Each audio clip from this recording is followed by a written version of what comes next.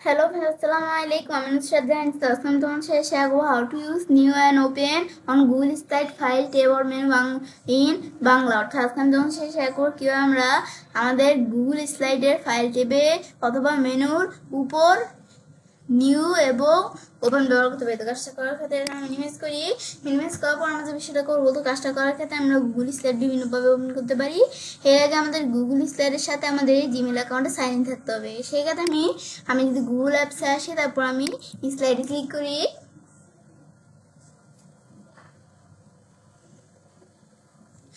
ব্যাস ক্লিক করার পর তারপর আমি চাইলে এখান থেকে আমরা চাইলে কি করতে পারি, কোনো আমাদের প্রেজেন্টেশন নিয়েও করতে পারি, বা আমি চাইলে কি করতে পারি টেমপ্লেট নিয়েও করতে পারি। তাই আমি একটা ব্ল্যাঙ্ক প্রেজেন্টেশন নিয়েও করতে পারি। আমি ধর একটা ব্ল্যাঙ্ক প্রেজেন্টেশন নিলাম। ব্যাস নেওয়ার পরে তো এখন বলছি আমাদের সাথে আমি কি শেয়ার করবো, আমাদের যে গুগল স্লাইডের ফাইল টেবিলের ভিতরে আমাদের যে এই ওপেন নিউ আর ওপেনের কাজগুলো আছে এগুলো শেয়ার করবো। তো কাজটা করার জন্য তো প্রথমে আমাদের কি করব, তো প্রথমে আমাদের এই যে থিমস অপশনটা আসবে, এটা আমরা ধরো ক্লোজ করে নিলাম। নেওয়ার পরে তারপর আমরা আমাদের ফাইল থেকে আসবো। তো এখন আমাদের ধরো নিউর বিষয়টা দেখার আগে আমি ধরো এখানে ধরো আমরা কি করলাম, আমাদের মনে হচ্ছে যে আমরা ধরো এখানে আমরা ধরো কিছু কাজ করি। আমি ধরো লিখলাম নুসরাত জাহান ইচ্ছে। আমি ধরো এই ফাইলের মধ্যে কিছু কাজ করে নিতে পারি। তারপর লিখলাম ইচ্ছে অনলাইন, আমাদের ভালো করে লিখি ইচ্ছে অনলাইন।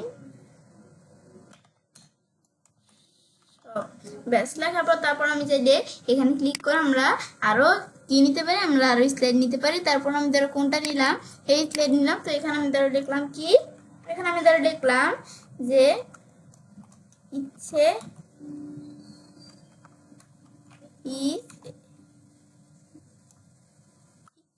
ইজ, আমি ধরো লিখলাম ইচ্ছে। তারপর আমি এখানে লিখলাম ইচ্ছে ইজ মিকু এনি। ব্যাস তারপর এটার পর আমি চাইলে কি করতে পারি, আমরা আমাদের এখান থেকে আমরা আরো নিতে পারি। ধর আমি এখান থেকে আমরা তারপরে এই ব্ল্যাঙ্ক এই স্লাইডটা নিলাম। নেওয়ার পর তারপর এটার মধ্যে ধর আমরা কি করতে পারি, আমরা এখানে আসার পরে এই যে আমরা আমাদের যেটা আছে কোথায় ইনসার্ট ট্যাবে আসার পরে তারপর আমি ধরো এখান থেকে শেপ নিলাম। আমি কি শেপস নিলাম, এই হার্ডের শেপসটা নিলাম। নেওয়ার পর এটা আমি এখানে রাখলাম। রাখার পর এটা ধরো এটা কালার দিলাম। তারপর আমি এখান থেকে কি করতে পারি, ইনসার্টে আসলে আমি ধরো ইমেজ থেকে এই গিফ অ্যান্ড স্টিকার এখানে নামে আমাদের যে ইমেজটা আছে এখানে লিখলাম মিকু। তারপর আমি এন্টার প্রেস করলে ধরো মিকু এনিম চলে আসলো। তো এখন আমি ধরো এর মধ্যে থেকে আমরা কোনটা নিলাম, এখানে কিন্তু ধরো নিদিকে আসলে বিভিন্ন মিকু অ্যানিম কিন্তু এখানে আছে। তো আমি ধরো এই মিকু অ্যানিমটা এখানে ক্লিক করে ইনসার্ট দিলে তো এই মিকু অ্যানিমটা এখানে চলে আসলো। এখন তারপর আমি চাইলে এখান থেকে আমরা আরো বিভিন্ন কাজ করতে পারি। তারপর আমি ইমেজ আসার পরে এরপরে আমরা ধরো এখান থেকে আমরা এই যে বিষয়গুলো আমরা চাইলে নিজেদের মতো একটু দেখলে বুঝতে পারবে তোমরা। ব্যাস এই বিষয়গুলো আমরা যখন এখান থেকে আমরা সব বিষয়গুলো তৈরি করা হয়ে যাবে, তো এখন আমরা বিষয়টা তোমাদের দেখাবো। তো এখন বিষয়টা করার ক্ষেত্রে প্রথমে আমরা আমাদের কি করতে পারবো, আমরা আমাদের এই ফাইল টেবে আসবো। ব্যাস ফাইল টেবে আসার পরে তারপর আমরা আমাদের এই যে আমাদের প্রথমে বিষয়টা দেখবো কি নিউ।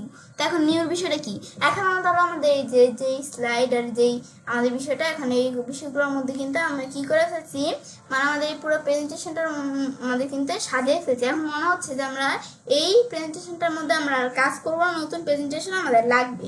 তাই আমি ফাইল মেনুতে নিউতে আসার পরে আমি যে এখানে আসি এই যে প্রেজেন্টেশনে ক্লিক করি, তাহলে আমাদের কিন্তু নতুন একটা প্রেজেন্টেশন চলে আসছে।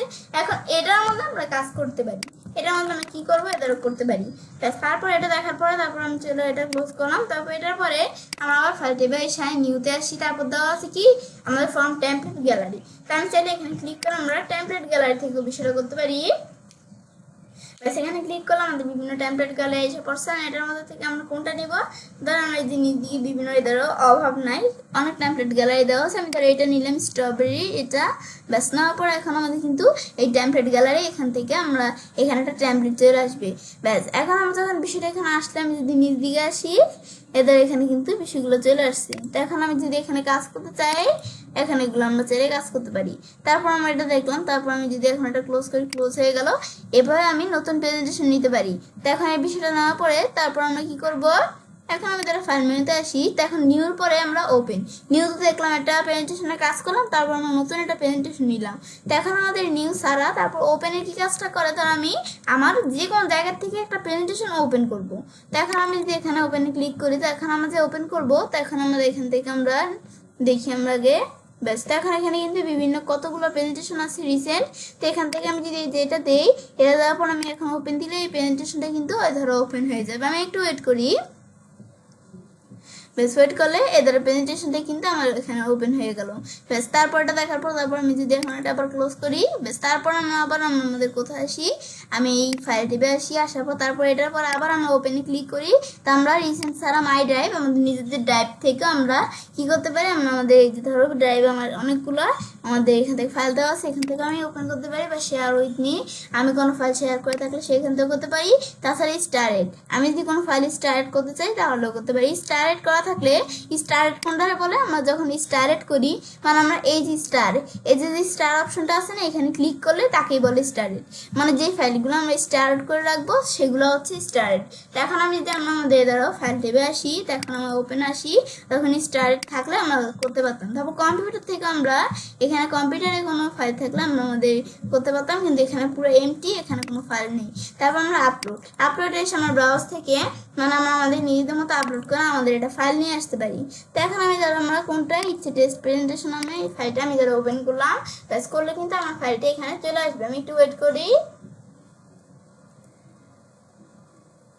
ব্যাস আমি একটু ওয়েট করলেই হবে।